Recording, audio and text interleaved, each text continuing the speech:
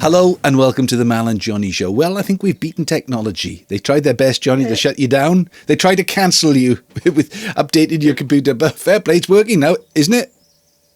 It's working, I hope, yeah. Beautiful. That beautiful voice ringing through. Artificial intelligence isn't so intelligent. It's ruined. Well, they say garbage in, garbage out. That's what they say with computers. There we are.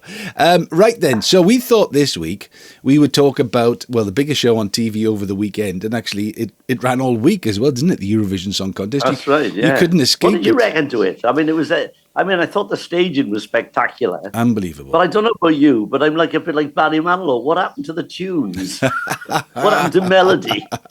Well, I got to tell you, I didn't actually see the whole thing. I saw some of the highlights because I was hosting a Miss Universe event in Swansea. I don't like to talk about it. No, so Sophie Bell, a lovely girl, she's up for Miss Universe, and there's a number of things these days. It's not just the cats, the catwalk and the swimsuit and everything. No. It's all about raising money for charity, and we had a Gatsby event at the Swansea.com stadium. So I missed the actual Eurovision itself. Okay, let's do it there's a lot of songs. Did any of them stand out to you, Johnny? Not really. No. They all seem very samey. I mean, I don't know what it is. There wasn't any hooks. I don't know that I could. Do you know what? I'm the old-fashioned. I like a verse, a chorus, and a middle eight. Yeah. You know what I mean? Yeah. And a bit of a hook to grab you. Yeah. And I couldn't hear it. A lot of it's dancey stuff, and I don't know. Yeah. I mean, when I looked at the head, the highlights when I got back after the event, I saw a lot of people like this. I didn't have the sound on very loud, but like everybody was like showing their vocal gymnastics. They're all screaming. You can't hear the words. No, I mean, how loud I can sing. You know. And it's almost like a showing off vocal. Well, I suppose it is. It's not a song competition anymore, is it? Is it? It's like a. Well, no, it isn't. I mean, it's all about it's the spectacle now. I mean, before it just stood there and sang a song. Yeah. And if the song won, no song. But now it's all about the dance routine as well. Yeah. And the clothes and. It's become more than just a song contest, really, isn't it? Yeah. Bear with me on this now. I went to the Dylan Thomas Prize last week, right, at the Swansea University. Oh, right. Was that in the Dylan Thomas Theatre down in Swansea? They do it in the Great Hall in the university, because Swansea University on the Bay campus, because I think they sponsored the event. And it was interesting because there was 5-6 finalists, and they all got to read from their books. But some of them were obviously better at reading their work than some of the others. They'd probably had more experience. And so it was really difficult because you were hearing, how do you make a judgment? If somebody reads something better, but the book's not as good, it's really interesting. Yeah. The performance, so in there somewhere, there might have been a great song on Eurovision, but how do you tell if the performance isn't right? I think you're right. I mean, a lot of it's about performance. I mean, I've done a couple of competitions, as you know, the Gibraltar Festival, which I won, and the Connacht one. And I don't know whether they latched onto me because I was doing a song and dance thing, and I used to spin my bowler hat. Yeah. And it was in the paper the following day about the chapeau. I mean, it's like they're not listening just to the song; they're looking at the whole thing, aren't they? Okay, well, underneath, obviously, they can hear the song, Johnny. We're playing it out now, so they can have an idea. I mean, as this song's going out, you'll be going tick tick tock tick tock. You'll be doing. Would you have a stick? Did you have a stick when you did? Or you? No, I just had a bowler. In the Gibraltar I did, and I stood there in my dress suit and sang a song. Because Dorothy Squire said to me, "You stand at the microphone and don't run about the stage, do 20 miles," she said, "because when you're on one side of the stage, they can't see the other. Stand at the microphone and command your audience." And I did, and I won, so she was right. She knew what she was talking about. Okay, for people then who haven't been on the judging side, you've judged some of those competitions.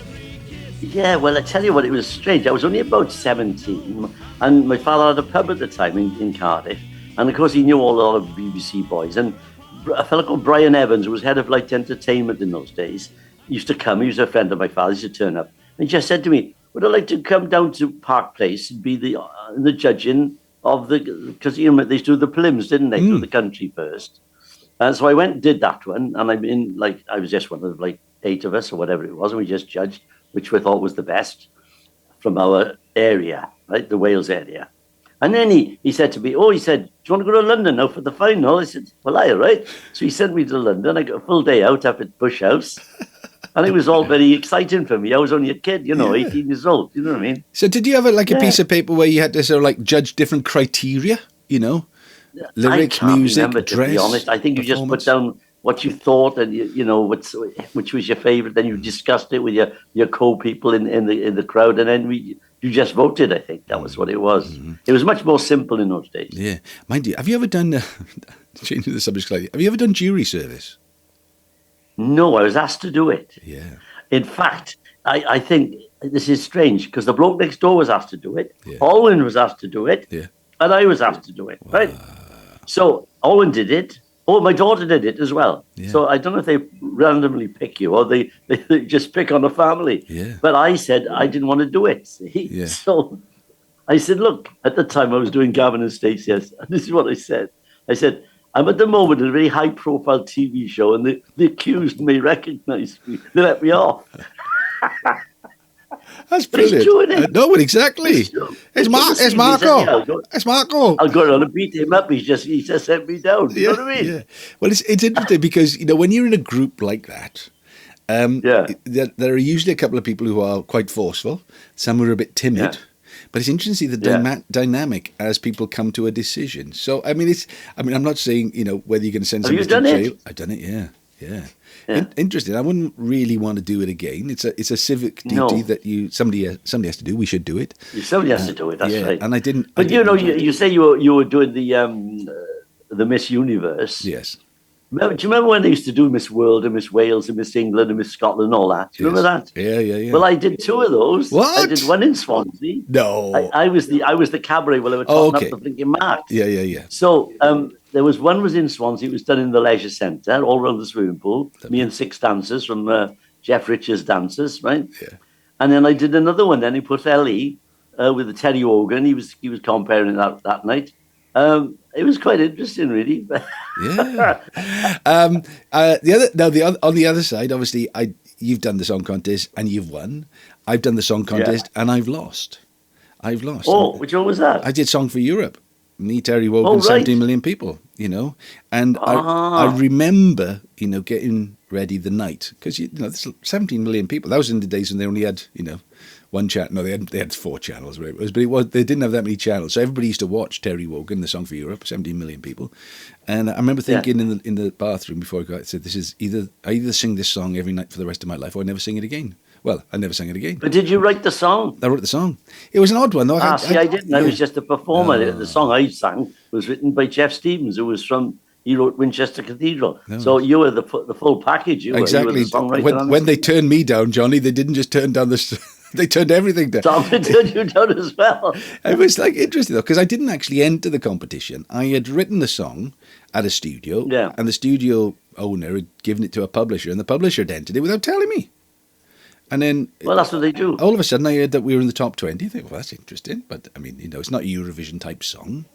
And then all of a sudden, then it was in the top 10. And then it was interesting. I was listening to James Fox. James Fox was the British entry a number of years ago for Eurovision. He's a Welsh boy. And he said it's an amazing experience, and then the day afterwards, if you don't win, there's nothing. It's a downer. It's just like, you with centre attention, everybody's attention, then suddenly nothing happens. It's just like, that's it. Right. That's it. I was thinking about this girl now. She's come second to last. And like, as you say, she was all over the press. Now she must feel totally deflated. Yeah. I mean, and yet the guy last year, he came second. He's like all over this place. He's making plenty of money. He's always on the television. Yeah. It's a very cruel business. It is. And the other thing I didn't realise was that ABBA, ABBA won Eurovision with Waterloo in 1974. Well, they entered the Swedish Song for Europe in 1973 with Ring, Ring, Ring, Ring. Why don't you give me a call? Oh, yeah. And they didn't get chosen. See what I mean? It's amazing, isn't it? Yeah, and I was thinking about that. They also, I heard the other day, Brotherhood of Man. Yes. Well, one of the Welsh girl, Nikki something. Yeah. Nikki Stevens, isn't it? Yeah, Nikki Stevens, that's right. Anyway, she was related indirectly to Dorothy Squires. Dorothy's Auntie Martha, who was like an in-law, it was her niece. Oh, right, Leslie girl. Yeah. And she told us that she was doing it, blah, blah, blah. But then, what's the name? ABBA wrote them a song to do. Right. And they didn't want to do it. And I forget which one it was now, but it was one ABBA did later and made a big hit out of it. Really? But they did the one Kisses from Me, and it won. And they won anyway. Yeah. Well, I heard it. So ABBA didn't get through. Vicky Leandros. Qu'après toi, I remember her. I will love you forever and forever. Well, she was Greek. She represented Luxembourg. Right. She won, but in 1967 or 50, it was a long time before that, she had entered for Luxembourg and lost with a song called Blue, Blue, My World is Blue. Blue is my world, now I'm without. Do you remember that song? Blue. Yeah, I think it was written by Paul Naref, French bloke. Oh, I see. Here we are. No, did he write that or did he write Soul Coaxing? Do you remember Soul Coaxing? Da, da, da, da, da, da, da, da, da, dee, da. It was an instrumental. Right. Because he wrote one of the songs I recorded once called Blue Turns to Gold, which was Jour après jour, it was in French. Yeah. Well, we're actually listening to that now, Johnny. That's the song we're listening to now. Sounds nice. Oh, wow. Yeah. Very nice indeed. Very nice. But it's funny. How do you take disappointment, isn't it? Because Vicky Leandros, she could have given up, but she came back and she won it. This girl now, the Swedish girl, she's won it before. Johnny Logan, he's won it. He won it twice. He's won it twice. Yeah. So it's never give up. I remember I was in the BBC in Cardiff once when Johnny just had. What year was that? 87 was the second time. Was the second time he won. Well, I was in the BBC in Cardiff doing something, and he comes into makeup. Right. He's obviously on the tour then. He's won, and he's doing the rounds, Yeah. And What's Another Year? What it was. Yeah. And he's in this white suit that he'd had on the night before. Yeah. He travelled in it from Ireland. It was so the girl said, "You're gonna have to take that off." She said, "I'm going to take it to wardrobe and get it washed and pressed." He just got his suit on and come all the way from Ireland. Because it was all new to him, I suppose. Yeah. You know what I mean? Well, I do know that, and I realised then that that you're either hot or you're not. Or you're not. Because right. I'd done the song for Europe, hadn't got through, right? And it was great because Max Boyce phoned up and he said, "Do you want to come on tour Southeast Asia, Hong Kong, Korea, Australia, New Zealand?" Yeah. And it was a great trip. I was hurting, from the Eurovision. Yeah, do you know what? It's this business. We take it personally, but we shouldn't. No. I remember I was doing it. I forget what I was doing. I was doing gigs in the south of England, and this guy came in and wanted me to do New Faces, right? Right. Now, he'd one opportunity, not 4 times, so I didn't want to do it, if you know what I mean. I thought, no, if I go on there now and I lose, that's going to be... Yeah. And they kept on, "You've got to come and do it. We like what you do." I thought, okay, it's a national program, and I did it against my better judgment. Yeah. And I came second, right? I was in the dressing room going, "Why did I do this?" But the next day, I got a phone call from somebody who'd seen it. Yeah. And I got a gig in France. There we go. Big company wanted me to do a cabaret. So, it swings and roundabouts. Yeah. But it is, we take it personally, don't we? Yeah. And so anyway, I'm in Hong Kong and we've travelled from London to Hong Kong, get off the plane, and Max's manager, a guy called Stuart Littlewood, who I think you well, I know Stuart Littlewood, yeah. He suddenly had interest in Johnny Logan, who had won the Eurovision, as I think probably while we were in the plane. He got back on the plane and flew back to London to see if he could sign him. And I'm thinking, well, yeah. It could have been me. It could have been me. He used to be he was a Manchester agent, if I remember. It was called Kennedy Street Artists. That's the one, yeah. That was the name of the art. See, when I did Canuck, was it Canuck? Yeah, it was Canuck. There was a fellow called Stanley Rowden, I think his name was. He worked for the same company. Right. And he did the same. He wanted to sign me up. But I'd already signed with Bunny Lewis then. Yeah. So I said, no. He said, "I'll get you plenty of work on the continent." He said and he had Elaine Del Mar. Remember Elaine Del Mar, jazz singer? Lovely singer. And he did great for her, got lots of work over there and this and that. I said, perhaps I should go with him. And I thought, well, I can't now. He's signed with Bunny. I didn't want to let him down, Yeah. Funny world, isn't it? It is a funny old world, Okay, well, and just to let you know, the anthem has been... So it's you're not on the anthem yet, Johnny. I know that. But it's the basic track, right? So if anybody wants to learn the song, forthisreason.co.uk, all the sort of like the backing tracks and everything, they're downloadable, and the music downloadable. Yeah. But as we're going on, Johnny, I'm making this massive production. Massive. Fantastic. Massive. What it needs is tap dancing. That's what I'm saying. It needs some tap dancing. Do you know any tap dancers? Tap dance in the cathedral, I told you. Right. I did that once. Right. Well, let's make this happen. I've got a ukulele orchestra. I've got a jazz band. I've got choirs from around the world. I've got Steve Balls. It's going to be enormous. It needs a tap dancer. Right. And you're the man for the job. Right. What's that lovely joke? He said, which anthem would you like? He said, You My Anthem. Actually, I've got a joke about, not a joke, but we were doing, I think I might have told you this before. Max Boyce is doing the Builders Association of Great Britain, Lancaster Gate Hotel. He's just about to come on the band. I'm the piano player at that stage of my life. I'm the piano player, right? The organizer comes up and says, Can you do the anthem? Yeah. Okay. My Lord, van me. Bread rolls, butter, head walk free. He should have been more specific, Johnny Tudor. He just said the anthem. I know. It's the only one I know. That's our anthem, isn't it? E flat. And it's a better tune. Absolutely. Anyway, Max went down a storm. Good stuff. All right, well, there we are. Another one done. One more, one less, as they say.